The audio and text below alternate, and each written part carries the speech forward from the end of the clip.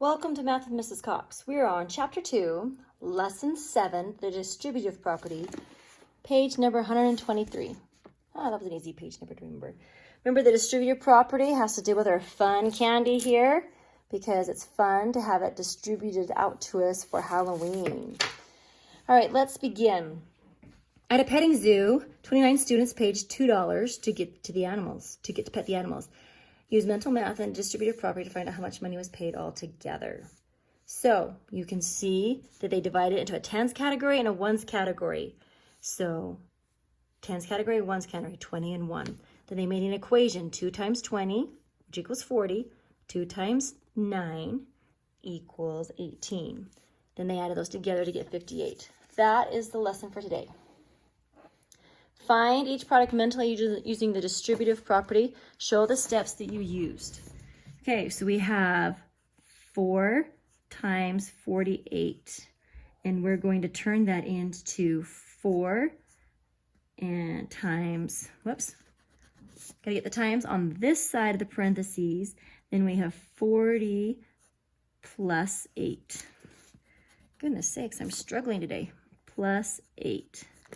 Then that's going to turn into the equation of 4 times 40 plus 4 times 8. Get your signs going the right way. Here's your sign, right? 4 times 4 is 16. Bring down the 0. 4 times 8 is 32. So then we bring the 32 over here to add.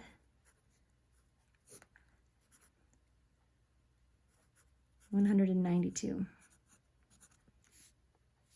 Okay, over here we have 3 times 56. 67. 3 times 67. Maybe I should eat some of that chocolate, right? Help me keep my numbers straight. We're going to say 3 times 60 plus 7. Then we can make the equation of 3 times 60 plus 3 times 7. So 3 times 6 is 18. Bring down the 0. Plus 3 times 7 is 21. And I'm going to slide this over here. 21, 1, 8, 9, 10. 201. All right, now let's work on this one. 6 times 18. We'll go into an equation of 6, and we're going to divide it into the ones category, which is going to be 10, and then, the tens category and the ones category. 10 plus 8. So we have 6 times 8 is 60, and 6 times 8 is 48. Bring the 48 over here to add to it. 108. Okay, 8 times 74. We can turn that into the factor of 8 times 70 plus 4. Then make an equation by saying 8 times 70 plus whatever we get on 8 times 4. So 8 times 7 is 56. Bring down the 0. 8 times 4 is 32. And I'm going to run out of room over here, so I'm going to just add it over here. 560 plus 32. 6, 7, 8, 9. 592. Circle your answer so you can find it and all of that work. And join me on 124.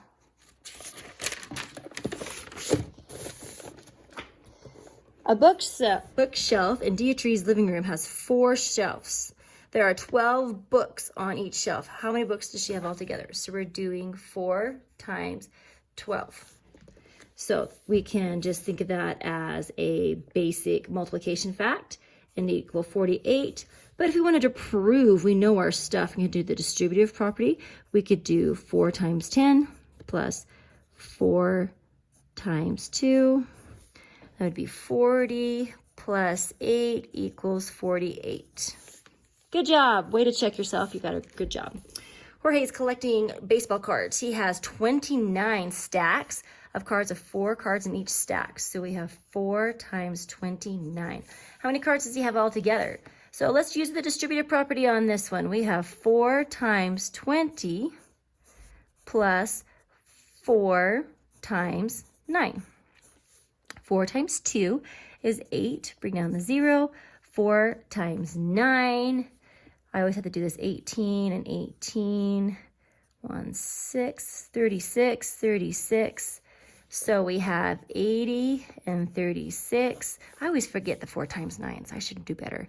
6, 8, 9, 10, 11, 116 cards. Okay, brain builder. The distributive property also combines subtraction and multiplication. For example, you could use 3 times 5 minus 2 equals the same as 3 times 5 minus 3 times 2, or times 2. Explain how you could use the distributive property in mental math to find 5 times 198. Well, you could do the distributive property by doing 5 times 100, and then you could do 5 times 90 plus, I guess we should put parentheses around these, 5 times 8. So 5 times 100 would be 500. And then 5 times 90, well, 5 times 9 is 45. Bring down the 0. And then 5 times 4 is 40. So then you could add 500 plus 450 plus 40. 099. And you could say, ta-da, 90. That's a distributive property on how you use it when there's more than 2 digits. I just wanted to do a brain builder and see if you could use your prior knowledge and solve that with 3 digits. Vocabulary check. The distributive property combines addition and multiplication.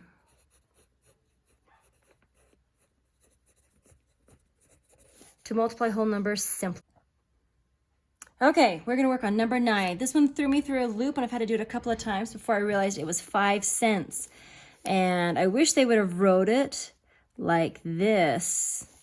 Okay, so we're going to write that like this down here so that'll make sense for us. 5 cents looks like that. Because remember, it's 5 pennies out of 100. So we have 5 in the hundredth spot, 10 hundredth spot, remember? Okay, that's going to make a whole difference on this problem. So 5 cents times 78. All right, we're not going to worry about the cents right now. We're going to just multiply it out with the distributive property. So just follow me here. We have 5 times 70 plus 5 times 8. Now, this is just introducing you into multiplying with decimals, but don't worry, it'll all work out. I know you're saying, that's 5 cents, Mrs. Cox. Just trust me on this. Okay, 5 times 7 is 35. Bring down the 0. Then we have 5 times 8 is 40. And then when we add those together, we have 350 plus 40. So 093. Now, this is where it comes in handy to see your decimal. So here's our decimal spot, and it goes over 2 spots. Do you agree? I do upside down rainbows to help mark my spots. So when we are multiplied by decimals, after we're done multiplying, we go here at the very end and go over 2 spots. So then our answer is going to be $3.90. Do you see that answer? And that is why we get that answer. And they try to trick you because it is a brain builder. They wanted you to see if you knew exactly what 5 cents looked like. Remember, 5 cents is saying 5 out of 100. Okay, all right, turn in that homework and see you soon. Thanks.